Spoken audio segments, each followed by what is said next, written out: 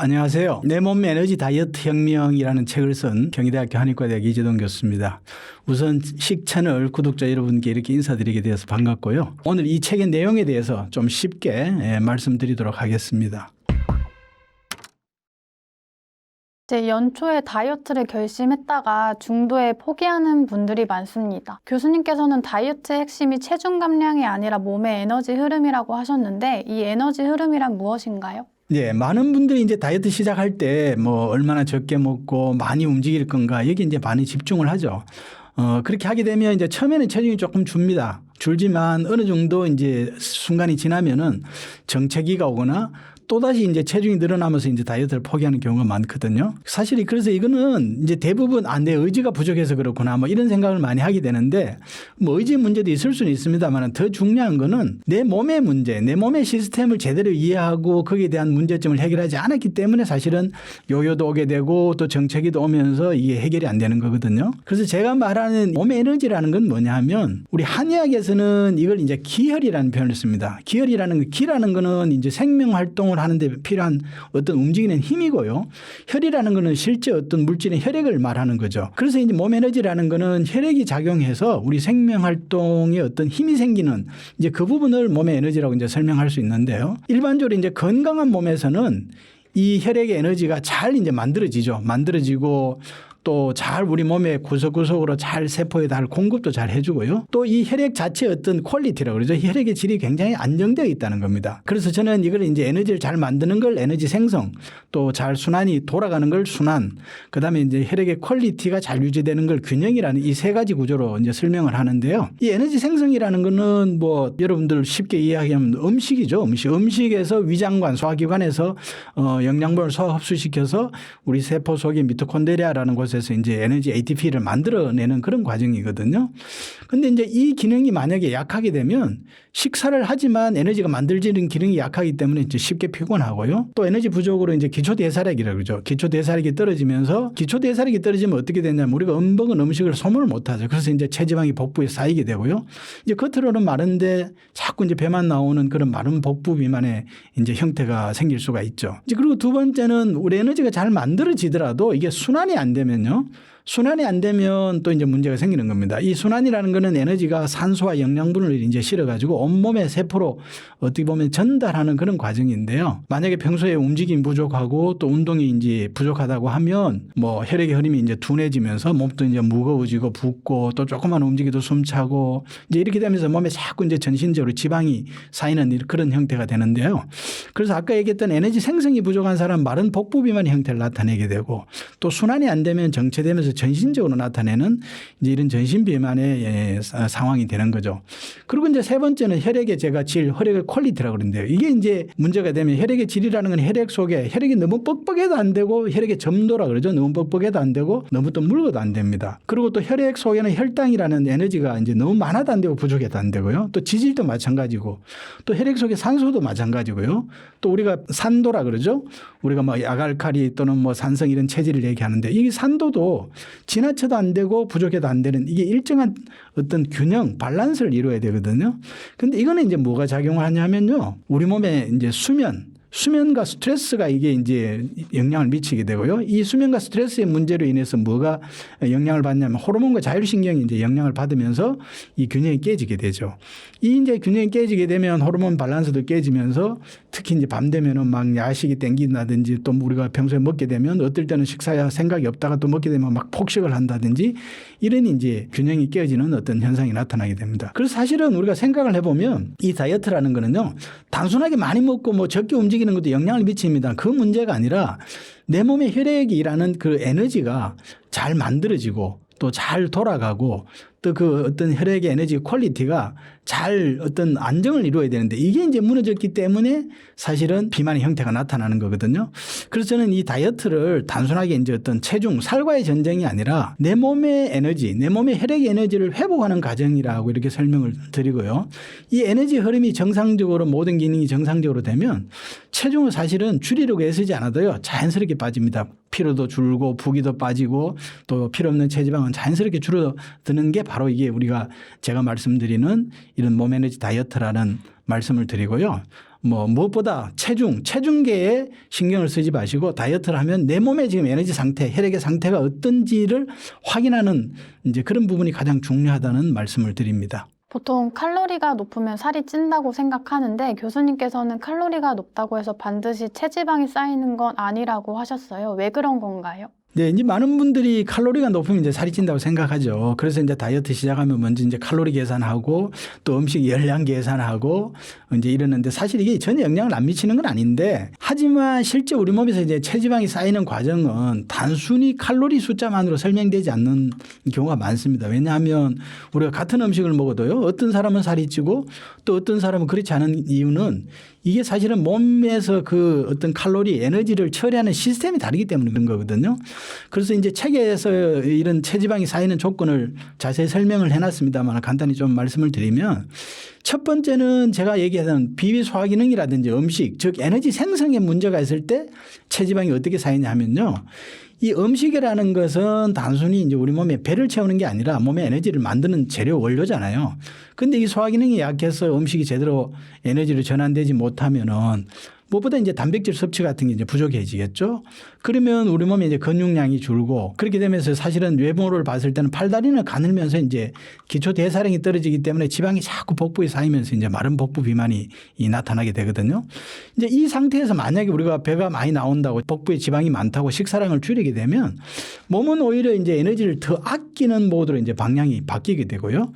오히려 이제 체지방을 더 저장하려는 그런 이제 경향이 강해지게 되는 거죠. 그리고 이제 두 번째는 에너지 순환이죠. 심폐 우리 순환 기능과 이제 일상의 움직임이라든지 운동을 통해서 에너지가 이제 돌아가게 되는데요. 우리 몸은 이제 움직일 때 에너지를 이제 순환도 하지만 사용을 하게 되죠. 에너지를 소모하게 되는데요. 그런데 만약에 심폐 기능이 약하거나 이제 활동량이 부족해지면서 이 만들어진 에너지가 제대로 순환되지 못하고 소모되지 못하면 이제 몸에 남게 되는 거잖아요. 그게 이제 결국 체지방으로 되면서 이제 몸이 비만하게 되는 거고요. 또 세 번째는 아까 에너지의 질이라고 혈액 에너지 질 퀄리티를 얘기했습니다만은 그거는 이제 우리 몸의 신장, 비뇨생식계 신장 기능과 아까 얘기했던 수면하고 이제 스트레스 같은 정신 활동이 작용을 하는 거거든요. 그래서 수면이 부족하거나 우리가 스트레스를 받게 되면 자율신경이라든지 호르몬의 균형이 깨지게 되고요. 그러면서 이제 혈액의 질의 균형이 깨지게 되는 거죠. 이때는 이제 우리가 스트레스 호르몬일 수 있는데 코티졸 같은 이런 호르몬이 증가하면서 오히려 식욕 조절하는 호르몬의 균형이 무너지고 또 몸은 자꾸 지방을 저장하는 방향으로 이제 바뀌게 되죠. 그래서 이 체지방은 사실은 단순히 칼로리 문제라기보다는 우리가 음식을 먹었을 때 잘 만들고 또 잘 쓰고 또 잘 조절하는 시스템만 잘 되면 문제가 되지 않거든요. 근데 이게 이제 문제가 생기면은 이제 우리 몸에 자꾸 이제 지방이 쌓이는 이제 그런 상황이 되는데요. 그래서 결국은 제가 이제 다시 말씀을 드립니다만은 우리 몸의 이 다이어트 비만이라는 거는 단순하게 칼로리하고 사업만 해서 될 문제가 아니다. 몸에 우리가 정상적인 필요한 에너지를 만들고 또 돌아가고 또 그 에너지 퀄리티 질이 일정한 어떤 시스템을 유지해야지만 된다는 걸 다시 한번 강조를 드립니다. 물만 마셔도 살이 찐다는 분들도 있잖아요. 근데 이런 분들이 다이어트에 성공하려면 어떤 생활 습관부터 고쳐야 할까요? 예, 우리 보면 주위에 이제 특히 주부들 같은 게 선생님 저는 물만 먹어도 살찌요 이런 분들이 이제 꽤 있으시거든요. 근데 이제 이게 사실은 물 자체가 지방이 되는 그런 건 아니죠. 물 자체가 칼로리가 있는 건 아니기 때문에요. 하지만은 이건 무슨 얘기냐면 몸에 우리 에너지 순환 시스템이 이제 무너졌다 이렇게 말씀을 순환이 안 된다는 거죠. 쉽게 말해 몸 안에 에너지라든지 수분이 이제 순환이 되지 않으면서 자꾸 정체되는 그런 상황이 되는 건데요. 이제 이런 분들의 공통적인 특징은 뭐냐면 일반적으로 잠자리에서 아침에 일어나면 몸이 너무 무겁고 힘들다는 겁니다. 일반적으로 우리가 잠을 자면 오히려 일어났을 때 편해야 되는데요. 이 순환 기능이라는 게 평소에 약한 사람들이 잠을 자면서 순환이 더 떨어지기 때문에 아침에 이제 더 힘들어지는 거죠. 그러면서 얼굴이 이제 푸석푸석 붓고요. 손도 붓고 또 몸이 이제 늘 무겁고 피곤하다는 얘기를 하고요. 또 자리만 보면 자꾸 눕고 싶어 하는 그런 부분이 있습니다. 그렇지만 또 움직이면 또 조금만 움직여도 숨이 차고 이제 이런 사람들은 체지방이 이제 지방도 오히려 전신에 쌓이면서 이제 전신비만의 형태를 나타내게 되는데요. 이런 예를 하나 소개를 드리보면 평소에 이제 식사량은 많지 않은데 몸이 잘 붓고 또 체중이 늘어서 고민하는 그런 환자분이 계셨는데 이분이 실천도 사실은 거의 복잡한 건 아니었습니다. 뭐 해결법이 첫 번째는 제가 기상시간을 일정하게 유지하라고 그랬어요. 왜 그러냐면 우리 몸이 순환이 되려면 이 순환 리듬을 가지고 있어야 되거든요. 그래서 아침에 깨어나면서 활성화하는 게 굉장히 중요합니다. 그래서 기상 시간을 일정하게 해야지만 우리 몸의 어떤 생체 리듬이 유지가 되는 거거든요. 그래서 일정하게 일어나야 된다. 그래야지 일정하게 일어나는 우리가 생체 리듬이라는 하루에 일어나고 잠자는 그런 하나의 패턴이 있는데요. 이제 이런 분이 대부분 저녁에 잠도 깊이 못 자는 경우가 있는데 이제 일단은 아침에 일정하게 일어나야지만 저녁에 자는 어떤 그런 하나의 패턴이 만들어진다는 것 때문에 이제 일정하게 아침에 일어나는 걸 제가 중요하게 했고요. 그 다음에 하루에 한 30분 정도 이제 우리가 이런 분들은 유산소 운동을 해줘야 됩니다. 그래야지 지방도 좀 태워지고 몸에 막힌 에너지 길이 열리는 거거든요. 그래서 한 30분 정도만 걷기라든지 또는 뭐 조금 빠르게 특히 이제 우리 스피드 워킹이라든지 그렇게 하든지 아니면 조금 조깅 같은 거라도 해서 한번 30분 정도만 좀 땀을 내주는 걸 해주라. 이제 이런 데가 그걸 했었고요. 그 다음에 이제 세 번째는 이제 식사량을 좀 줄여야죠. 근데 식사량을 살을 빼겠다고 갑자기 확 줄이면 몸에 이 식사와 관련되는 이 호르몬의 균형이 깨지면서 더 힘들어지거든요. 그래서 이제 식사량은 어떻게 줄이느냐. 기존의 식사량에서 한 4분의 1 정도 이제 천천히 그런 줄이는 방식을 택했고요. 또 이 4분의 1 줄이면서도 이 먹는 식습관을 제가 한 접시에 밥하고 반찬하고 우리가 뷔페 갔을 때 먹듯이 실제 어떤 양을 눈으로 확인하는 겁니다. 이제 그런 식으로 먹게 되면 양을 조절하면서 식사량을 줄일 수가 있다는 거죠. 그래서 이러한 한 3가지 정도 생활 습관 한 2달 정도 실천하면서요. 몸의 붓기가 먼저 줄기 시작했고 또 이후에 체지방이 이제 서서히 줄면서 한 체지방이 한 8kg 정도 체중이 아니라 체지방이 한 8kg 정도 감량되는 그래서 굉장히 이분은 참 성실하게 잘했던 그런 사례라고 말씀을 드릴 수가 있는데요. 그래서 아주 좋은 그런 결과가 있었고 이 부분은 바로 이제 어떤 무조건 적게 먹고 뭐 많이 움직이는 게 아니라 혈액이 이제 순환이 막혀 있는 거를 그 막힘을 뚫어주는 그런 생활을 하면서 이런 큰 좋은 어떤 결과가 있었다 이렇게 말씀을 드릴 수가 있겠습니다. 중년에 접어들면서 갑자기 열이 오르거나 잠 못 이루시는 분들이 꽤 많은데요. 이런 증상은 어떻게 관리하면 좋을까요? 네, 말씀대로 이제 중년의 일종의 갱년기 변화라든지 이런 게 이제 호르몬의 변화가 생기면서 많은 분들이 이제 뭐 갑자기 얼굴에 열이 오르고 반면에 또 다리는 또 오히려 시리고 이런 경우도 있고요. 밤에 잠도 못 자고 또 별일 아닌데도 자꾸 이제 짜증이 나고 이제 이런 경우가 있는데 이게 사실은 갱년기 증상이 맞습니다. 그렇지만은 이걸 이제 단순히 갱년기라고 넘겨버리면서는 안 되고요. 이 지금 갱년기 어떤 호르몬 변화와 이제 겹쳐지면서 문제는 내 몸의 혈액 에너지 어떤 균형이 지금 흔들리고 있다는 그런 신호거든요. 그래서 이제 이런 분들이 우리 이제 기본적으로 우리 몸이라는 건 뭐냐면 낮에는 많이 활동하고 이제 밤에는 잠을 통해서 안정하면서 이제 생체 리듬을 유지하는 경우인데요. 이제 중년 이후에 이런 호르몬의 변화가 오면은 이제 자율신경이 흔들리면서 이제 이게 깨지게 되는 거죠. 그래서 몸은 오히려 얼굴은 열이 나고 아래는 차고요. 그래서 밤과 낮의 어떤 구분이 잘 또 이루어지지 않고 그러면서 이제 수면 리듬이 완전히 깨지는 거고요. 또 밤이 되면 오히려 어떻게 보면 더 각성이 될 수도 있는 거고요. 또 이 상태가 지속이 되면 뭐냐면 이 저녁에 잠을 못 자고 하게 되면 제일 큰 문제가 우리 호르몬의 균형이 깨진다는 겁니다. 그 호르몬의 균형 중에서도 식욕을 조절하는 이 렙틴과 그렐린의 호르몬의 균형이 깨지면서 이제 야식과 폭식의 어떤 그런 현상이 나타나면서 체중 증가로 이어지는 거죠. 그래서 이런 증상을 이제 관리하려면 무엇보다 혈액의 에너지 균형을 잡아주는 게 중요한데요. 이제 첫 번째는 균형을 잡기 위해서는 리듬을 가져야 되고 항상 일정한 패턴을 가져야 됩니다. 그래서 수면 시간을 일정하게 하는 게 중요한데요. 이제 가장 중요한 거는 뭐냐면 밤 11시 이전에 잠자리에 들고 또 일정한 시간이 되면 기상하는 거라는 겁니다. 그래서 이제 수면의 골든타임은 일반적으로 우리가 밤 10시부터 아침 5시까지입니다만은 제가 이제 뭐 현대인들이 10시에 자기는 쉽지 않잖아요. 그죠? 그래서 이제 11시에는 자야 된다고 얘기를 드리는 이유는 우리 몸이 오랜 기간 우리가 사실은 뭐 전기를 쓴 건 얼마 되지 않습니다만 우리가 수천 년 동안 어두워지면 잠을 자고 해가 뜨면 일어나서 움직이고 또 낮에 움직이다가 밤이 되면 이제 잠을 자는 이런 하나의 사이클이 이미 우리가 유전적으로 돼 있는데 그래서 그게 현대의학에서 이제 체크를 해보니까 밤 10시부터 새벽 5시라는 거죠. 그 시간이 수면의 골든타임인데 사실 1시간 정도는 늦게 자도요.